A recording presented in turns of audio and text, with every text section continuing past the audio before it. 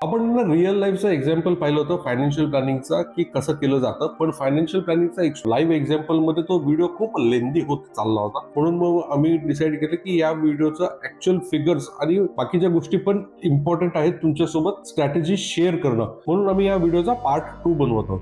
तर मित्रांनो, आता मी तुमच्यासोबत शेअर करत आहे की एक्झॅक्टली आम्ही कुठली स्ट्रॅटेजी त्या फायनान्शियल प्लॅनिंगच्या बेसिसवरती आम्ही अमितसाठी सजेस्ट केली. ज्या लोकांनी पार्ट 1 अजूनपर्यंत बघितलं नसेल त्या लोकांनी प्लीज आय बटन वरती क्लिक करा, तिथे पार्ट 1 ऑलरेडी मेन्शन केलेलं आहे. आधी जाऊन तो पहिले व्हिडिओ पहा, तो व्हिडिओ पाहून मग तुम्ही या व्हिडिओवरती या, म्हणजे तुम्हाला ऍक्च्युअली स्ट्रक्चर कळेल की फायनान्शियल प्लॅनिंग कसं केलं जातं. तो फायनल स्ट्रक्चर जो बनवला त्या फायनल स्ट्रक्चर मध्ये आम्ही आता अमाऊंट आयडेंटिफाय करून ते अमाऊंट अलोकेट केले टुवर्ड्स एसआयपी. एसआयपीच्या माध्यमातून त्यांच्या प्रत्येक गोल्सच्या हिशोबाने त्यांना किती किती पैसे लागणार आहेत या हिशोबाने आम्ही त्यांना स्पेसिफिक अमाऊंट आणि गोल वाईज इन्व्हेस्टमेंट सजेस्ट केली. त्यामध्ये आम्ही सगळ्यात पहिले आम्ही आयडेंटिफाय केलेला जो गोल होता तो त्यांचा रिटायरमेंटचा होता. तो रिटायरमेंटचा गोल अचीव्ह करण्यासाठी त्यांना 4.5 करोड रुपये जमा करण्यासाठी त्यांना दर महिन्याला आतापासून 22,000 रुपये सजेस्ट केले गेले इन्व्हेस्टमेंट एसआयपी मध्ये.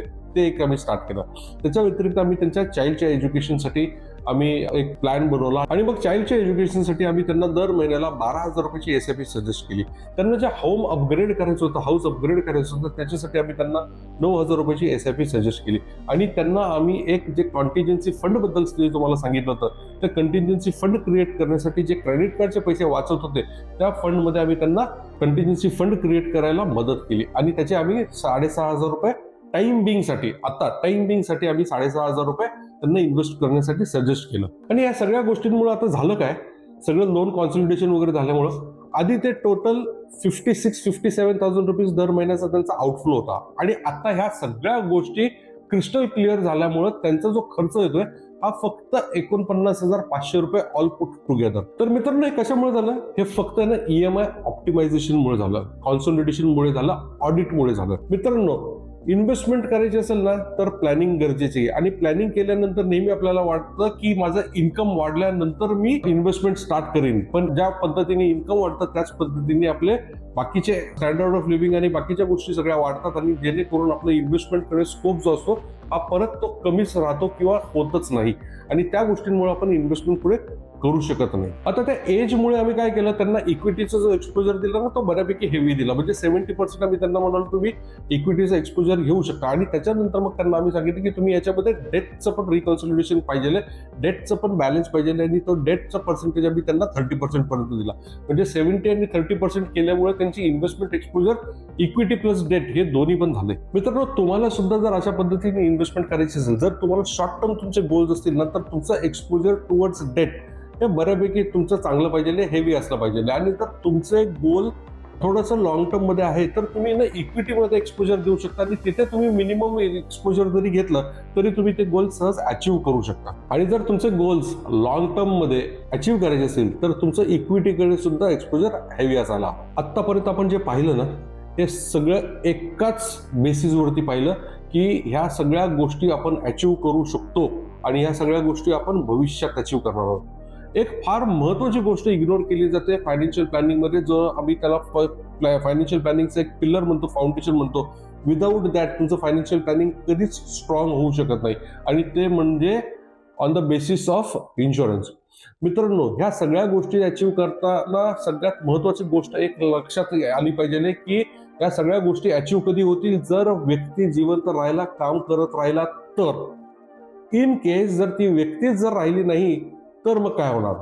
मग आपल्याला त्या व्यक्तीच्या पश्चात सुद्धा त्याच्या फॅमिलीकडे इन्कम लाईफ टाईम मध्ये येईल ह्याचे काहीतरी तरतूद करायला पाहिजे. म्हणून मग आम्ही त्यांना सजेस्ट करताना पण सजेस्ट अशा पद्धतीने केलं की तुम्ही आज आहात तर तुम्ही काम कराल आणि काम केल्यानंतर पैसे येतील. पण इन केस जर तुम्ही नसाल तरी तुम्ही जे आज दर महिन्याचा 1 लाख रुपये उत्पन्न कमवता हे तुमच्या पश्चात सुद्धा तुमच्या फॅमिलीला मिळलं पाहिजे. आणि या संदर्भामध्ये ते सिक्युअर करण्यासाठी आम्ही त्यांना 1.5 करोडचा टर्म इन्शुरन्स सजेस्ट केला. सायमल्टेनियसली ह्याच इक्विव्हॅलंट प्रोपोर्शन मध्ये आम्ही त्यांना हेल्थ इन्शुरन्स सजेस्ट केला, जो 15 लाखाचा हेल्थ इन्शुरन्स आला. म्हणजे उद्या जर कधी मेडिकल इमर्जन्सी आली फॅमिलीमध्ये कोणालाही, तर up to the amount of 15 lakh rupees त्यांना अजिबात चिंता करायची गरज नाही, इन स्पाइट ऑफ त्यांच्या कंपनीचा इन्शुरन्स. मित्रांनो, हे जे सांगितलं ना तुम्हाला, हे सगळे एक्झाम्पल्स ना ऐकायला खूप बरे वाटतात आणि इम्प्लिमेंट करायला सुद्धा खूप बरे वाटतात. पण ह्या सगळ्या गोष्टी, प्रोसेसेस हे वन टाइम इम्प्लिमेंटेशन मध्ये होत नाहीत. याच्यासाठी बऱ्याच गोष्टी महत्वाच्या असतात. त्या म्हणजे काय, की तुमचं जसं जसं एज चेंज होतं, इन्कम चेंज होतं, त्या गोष्टींना तुम्हाला परत तो फायनान्शियल गोलला तुम्हाला त्या ठिकाणी रिव्हिजिट करून त्याच्यामध्ये काय चेंजेस झालेत का हे पाहायला लागतं आणि मग त्याला त्या पद्धतीने ऑल्टरेशन्स करायला लागतात, मॉडिफिकेशन करायला लागतात, ॲडिशन डिलिशन करायला लागतात. आम्ही सजेस्ट करतो की फक्त तुम्ही आज SIP चालू केली आणि सोडून दिलं तर तुमचे पैसे तुमचे जमतील, नाही असं नाही. पण योग्य पद्धतीने तुम्हाला जर प्रॉपर हवं असेल इन्फॉर्मेशन आणि या सगळ्या गोष्टी, तर तुम्हाला काय करायला लागेल, वन्स इन अ इयर कमीत कमी तुमचे इन्व्हेस्टमेंट्स हे प्रॉपर रिव्ह्यू झाले पाहिजेत. प्रॉपर रिव्ह्यू केलं तर तुमच्या प्लॅनिंग सिस्टमला अर्थ आहे. तुम्हाला बरोबर कळतं की तुमच्या इन्कम, इन्व्हेस्टमेंट्स आणि गोल या सगळ्या गोष्टी तुमच्या अलाइंड आहेत. तर मित्रांनो, बरेच जणांचा प्रश्न पडतो, अरे ठीक आहे, हे सगळं ऐकायला वगैरे सगळं ठीक आहे, हे सगळं ठीक आहे, पण माझ्या खिशाला हे कसं परवडेल? तर मी हे क्लॅरिफाय करतो. आम्ही ज्यावेळेस फक्त इनिशियल ज्यावेळेस एनरोलमेंटच्या आधी ज्यावेळेस आम्ही तुमच्याबरोबर ऑडिट कॉल करतो, त्या ऑडिट कॉलचं जे चार्जेस असतात फक्त आम्ही तेवढंच चार्ज करतो. त्याच्यानंतर आम्ही परत कधीच क्लायंटला चार्ज करत नाही. लोकांना असं वाटतं की दरवर्षी काही चार्जेस वगैरे आहेत का, तर दरवर्षी आमचा काहीही चार्ज नाही. आमचा फक्त ऑडिटचा जो चार्ज आहे, हा चार्ज पण अशासाठी आहे कारण आम्ही आधी ते फ्री देत होतो, पण फ्री दिल्यानंतर तुम्हाला सुद्धा माहिती आहे लोकांना फ्रीचं महत्व राहत नाही. आणि I want serious people to interact with me, कारण त्या लोकांना वेळ जरी भरपूर असला तरी मला नाहीये. तर मला अशी लोक पाहिजेत की जे खरंच सिरियसली त्यांच्या फॅमिलीबद्दल, त्यांच्या करिअरबद्दल आणि त्यांच्या लाईफबद्दल केअर करतात. तर मित्रांनो, जर तुम्हाला सुद्धा तुमच्या life related specific financial planning करून घ्यायचं असेल तर तुम्ही आजच दिलेल्या नंबरवर कॉल करा. नंबरवरती कॉल केल्यानंतर आवर्जून तुमच्या स्वतःसाठी एक स्लॉट बुक करणं विसरू नका.